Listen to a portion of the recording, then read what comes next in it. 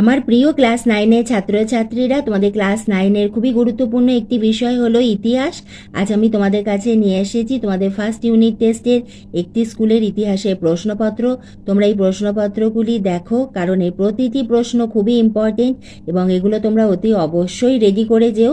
এই প্রশ্নপত্রটাই তোমাদের আসবে না, কিন্তু এর থেকে অনেক প্রশ্নই তোমরা কমন পাবে। প্রথমে একের দাগে রয়েছে সঠিক উত্তরটি নির্বাচন করো। মোট 10টি ছোট প্রশ্ন এখানে রয়েছে।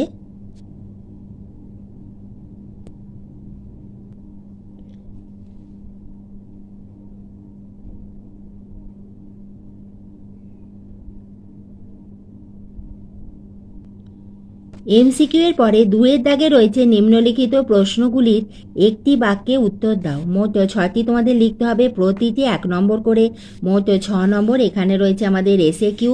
ফরাসি বিপ্লবে আদর্শ কি ছিল? টেনিস কোর্টের শপথ কবে গৃহীত হয়? যা স্টার্ট দিয়ে রাখো। শাকুলোথ কাদের বলা হতো? এটাও ভীষণ ইম্পর্টেন্ট। কত খ্রিস্টাব্দে নেপোলিয়ন নিজেকে ফরাসি জাতির সম্রাট হিসেবে ঘোষণা করেন? ট্রাফালগারের নৌযুদ্ধে নেপোলিয়ন কার কাছে পরাস্ত হন? কোন যুদ্ধে নেপোলিয়ন চূড়ান্তভাবে পরাস্ত হন?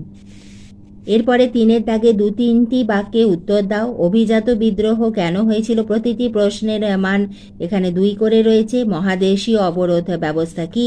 নেপোলিয়ন কেন রাশিয়া আক্রমণ করেন? শত দিবসের রাজত্ব কি? এই প্রশ্নটা ভীষণ ইম্পর্টেন্ট, এই প্রশ্নটা আসার সম্ভাবনা খুব বেশি। এর আগের প্রশ্নগুলো ইম্পর্টেন্ট। এরপরে 7-8টি বাক্যে উত্তর দাও, প্রতিটি প্রশ্নের মান 4। বিপ্লব প্রাককালে ফ্রান্সের বৈষম্যমূলক কর ব্যবস্থা সম্পর্কে লেখো। কোর্ট নেপোলিয়ন, আচ্ছা এখানে কিন্তু একটা কথা বলবো, কোর্ট 2 মার্কসে কিন্তু কোর্ট নেপোলিয়নের টিকাও আসতে পারে।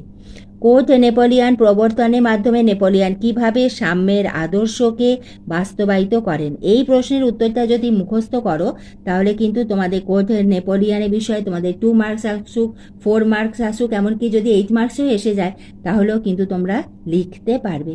এরপরে আমাদের 5-এর দাগে রয়েছে প্রশ্নমান 8, 8 মার্কসের প্রশ্ন। আমাদের যে বড় প্রশ্ন, প্রথম প্রশ্ন, ফরাসি বিপ্লবের প্রভাব আলোচনা করো। এই একটি প্রশ্ন দেওয়া হয়েছে, ইয়া 8 মার্কসের রয়েছে। এই প্রশ্নগুলো তোমরা রেডি করো, নিশ্চয়ই তোমরা এখান থেকে কমন পাবে।